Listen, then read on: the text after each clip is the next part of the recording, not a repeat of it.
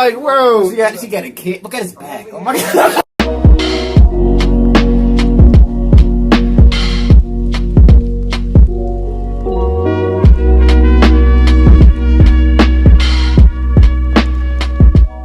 What's up, and welcome back to another reaction. I'm going to be reacting to some Ben Shapiro today. This is the best of Ben Shapiro question and answers.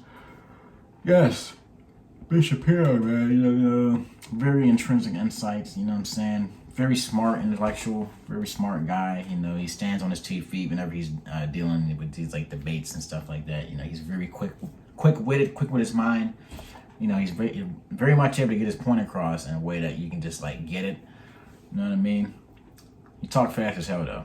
Nigga definitely talk fast as hell. I mean, I don't know, but yeah, I mean, there's a few times where just like some of the stuff that he had to deal with, like personally, it was just kind of like hilarious. Like when he was on stage, he was having that debate on stage, and the transgender put his shoulder around his, her, whatever you want to call yourself, put his goddamn hand on his shoulder. He's like, "You keep talking like that, you're gonna go home in an ambulance." And the nigga has like a dress on, and it's like Tyler Perry, you know, from India movies. Whenever he uses a deep voice, sometimes like, "Oh, I forgot that. Yeah, that nigga is a man. Oh, nigga Tyler Perry, he be dressing up, man, don't he?"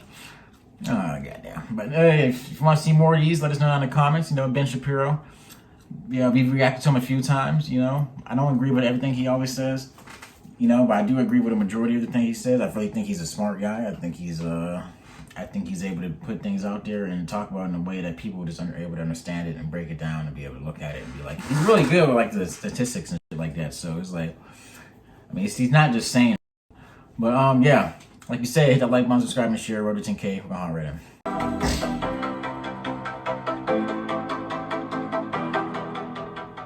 My question was about abortion, and I just wanted to know, why exactly do you think a first trimester fetus has moral value? Okay, so a first trimester fetus has moral value because whether you consider it a potential human life or a full-on human life, it has more value than just a cluster of cells. If left to its natural processes, it will grow into a baby. So the real question is, where do you draw the line? So you're gonna draw the line at the heartbeat, because it's very hard to draw the line at the heartbeat. There are people who are adults who are alive because of a pacemaker. They need some sort of outside force generating their heartbeat.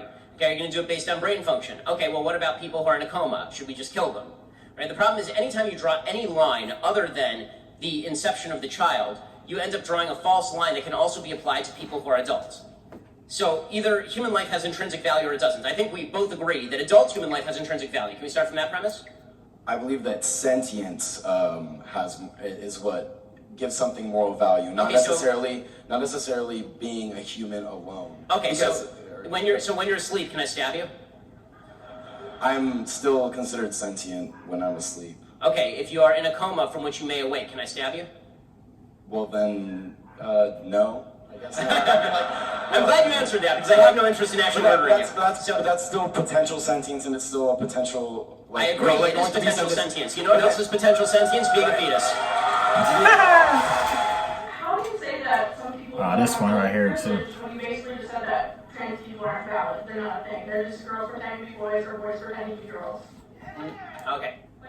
Oh, someone's excited. Okay. No, biological, but gender is a completely different thing. No, gender is not disconnected from sex. So. It's not completely disconnected, but it's still a cultural thing. It's still from society. Okay. Gender is cultural? Not in the mind. Okay, you're not a man if you think you're a man. And I didn't say pretending, or if I did, I shouldn't have said pretending. Let me amend. I said playing. Okay, I said a boy who thinks he's a girl. That's the usual phraseology I use. Not playing. I usually say a boy who thinks he's a girl or a girl who thinks he's a boy, which is technically what we're talking about here. As far as the actual psychological issues at play, it used to be called gender dysphoria or gender identity disorder. Now they call it gender dysphoria. The idea that sex or gender are malleable is not true. Okay, and I'm not denying your humanity if you're a transgender person. I am saying that you are not the sex to which you claim to be. You're still a human being, and you're a human being with an issue that I wish you Godspeed in dealing with in whatever way you see fit. But if you are going to dictate to me that I'm supposed to pretend that men are women and women are men, no. My answer is no. I'm not going to modify basic biology because it threatens your subjective sense of what you are. Okay, but you're still saying these kids should like not be accepted because they don't really Sorry, fit was into it your crap? place. They can't just like. I'm saying that the Boy Scouts have a standard. You must be a biological boy to be a Boy Scout. You have to be a boy to be a Boy Is Scout. that written though? In the name Boy Scouts. Yeah. Look at that stoic face. In the name Boy Scout. Because this is a very because for all of human history, boy meant boy and girl meant girl. Boy did not mean girl. 17 though, like people are very understand their culture. And if I call you a moose, are you suddenly a moose? Okay, if I redefine our terms. No, yes, that's right. Men and women are a completely different thing. This is true. Have you ever met a man or a woman? They're completely different. You have to say you're a cat. It's not a thing. It's genders. It's not saying you're. Okay, why is that? I don't understand. Why? Okay, let me ask you this. Okay, I won't ask you how old. I will ask you how old you are. Okay, because you're young enough that it's probably not insulting to ask you. So. I'm 22, so I'm probably young and naive, right? No. Why aren't you 60? Why aren't you 60? Because And what?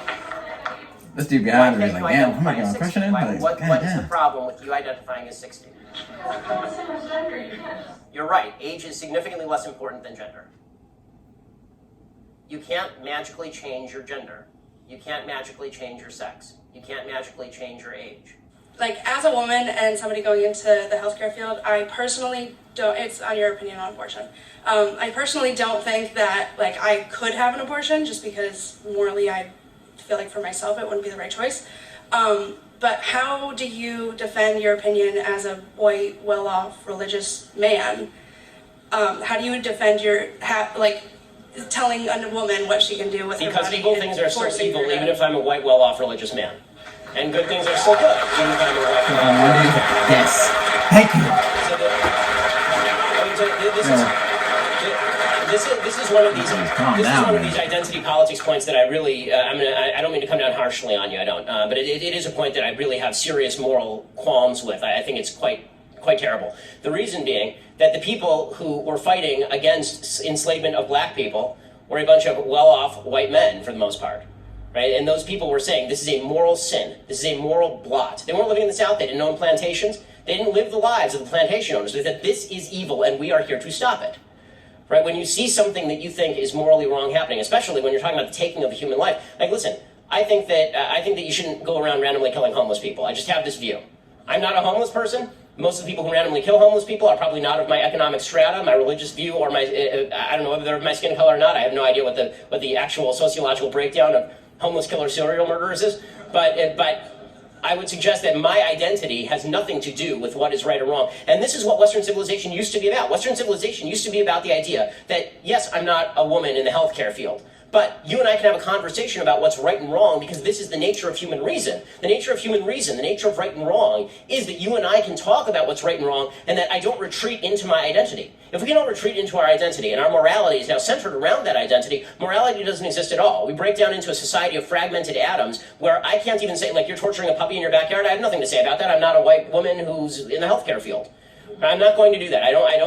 I refuse to surrender the idea that I can have a moral stance on issues that are of concern to society and of concern to the well-being of the United States simply because of the color of my skin or the nature of my genitalia. And honestly, I believe any view that feels differently is sexist, racist, and bigoted. I think you just see that a lot nowadays. Like they say, like certain groups of people shouldn't talk about certain things. It's like, no, that's not the point of America. The whole point is that we're able to openly discuss these things, regardless of like what he said. Your cultural background, your race, your religious beliefs and things and such like that. Like those things don't negate you from being able to discuss certain topics. Like, I mean, we all have very different lives that we grew up having. You know, we all have very different perspectives. We all have things that we know that potentially someone else may not know, or I may have something that I know that you may not know, that we can all bring something to the table here whenever we're discussing certain topics.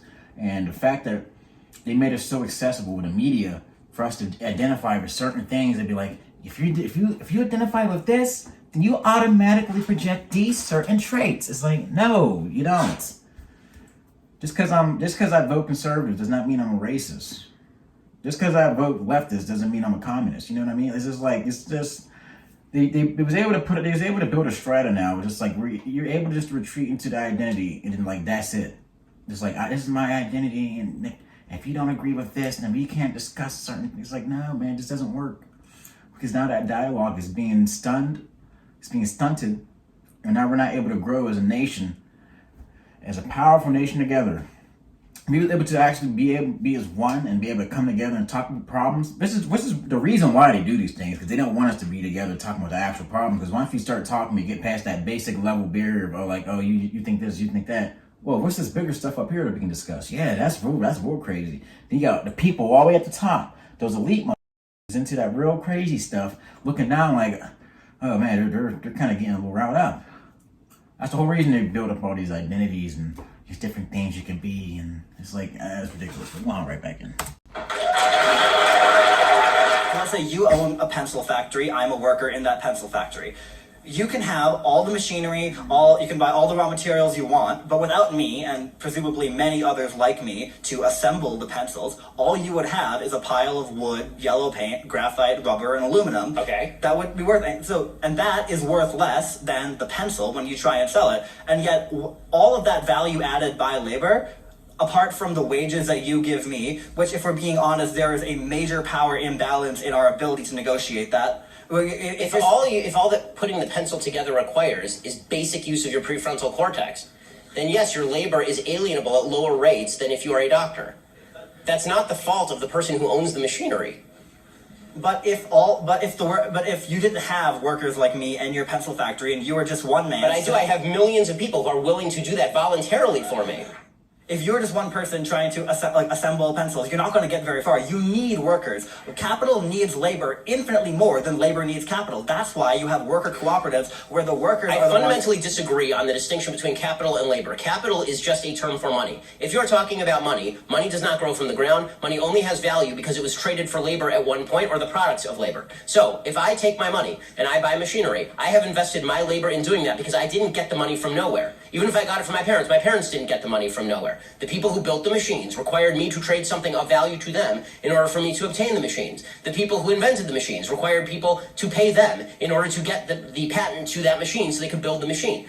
The problem that I'm seeing in what you're saying is you have still failed. If what you're talking about is a system of voluntarism, you still have not named any area in which we disagree, and yet you're telling me that you're a socialist and I'm a free marketer. So one of us has got this wildly wrong, and I'm pretty sure it's not me. The differentiation I draw, and I'm not alone in this, I'm not one person trying to redefine anything, the differentiation I and many others like me draw between socialism and capitalism is that under capitalism, when you as the owner of the factory, you give me a wage. The wage could be $7.25, it could be $15, it could be whatever an hour, right? But you give me a wage, all the additional profit above the made from selling the pencils or whatever good you produce above what is reinvested into the company ultimately goes to you or the investors, those who own shares in the means of production. Right. Under socialism, those people are the workers, and the example I give again is cooperative enterprise. No, those are the people who are investing the risk. So if they carry the risk, then they get the benefit. The owner of the factory carries the risk, therefore he gets the benefit. The workers in the company you mentioned, if that company were to go bankrupt, they would carry the risk as well as the benefit. If the company goes bankrupt and this guy has to pay off all of his debts, the worker may lose his job, but he's not the one who's going to incur the debt of having gone bankrupt. If you incur risk, then you're the one who pays the downside. The worker does not pay the downside. Okay, it is the investor who pays the downside, who invested in all the machinery, who sunk millions of dollars into making your labor productive. Because guess what? Your labor is without that machinery. Gunk. Nothing. You don't have a pencil to put together, you don't got the wood, you don't got the paint, you don't got the rubber, you don't got the metal, you got nothing. Right? You're sitting there, standing outside, twiddling your thumbs. It required somebody to invest, who do you think put more in? The guy who spent millions of dollars buying all the machinery, leasing the place, making sure there was a management structure, doing the LLC formation, making sure all the tax code was in compliance, or you standing outside because you can stick a piece of graphite into a piece of wood. Now what? And just logically speaking, anytime you make something illegal that occurs, there will be more illegal instances of that thing happening. And I'm sure that, when slavery was legal, then it was legal. That didn't make it either moral, decent, or right. Once it was made illegal, then I'm sure that everyone who was holding a slave was in violation of the law.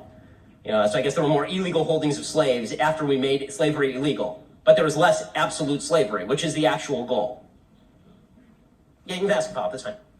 That's fine. An illegal holding of the slave, illegally holding a slave doesn't kill the slave and doesn't possibly kill the mother. I don't think you want to go down the road where you're justifying slavery. I'm not justifying slavery. I'm saying that the fact that something increases when you make it illegal is the illegal activity is the activity the absolute level of the activity decreases, but what's left is going to be illegal just by logical necessity. When the illegal activity that's left is very, very dangerous. Is that a good argument? Do you think that's a good argument or not a good argument? Yes, if I have to wait, let's say that you make abortion illegal and there are 1 million abortions a year in the United States, and let's say at the high end, there's still 50,000 illegal abortions in the United States, but all the rest go to term. Okay, let's say that that's the case, because it's going to be hard to actually get an abortion if it's made illegal. Let's say there's still 50,000. You just saved 950,000 lives. That is a massive net win. Obviously. At the end of the speech, you talked about how you preach decency. Yeah, man, it's always interesting to be able to see what he really on his toes, man, on his feet whenever it comes to these debates. You know, I think I don't know. He's been doing this for a while too. I remember just watching his stuff back in like high school. So like 2016, I was seeing him. Like I think that's probably around the time he was starting to like really, you know, grow his presence. It's almost like Jordan Peterson. Like these guys just came out of nowhere, like with all these different ideas and stuff. But yeah, this is a long video. We'll probably react to the second part soon. Just hit that like button, subscribe, and share. Let us know if you actually want to see more of these Ben Shapiro videos. But we'll see you next time. Peace. Da, da,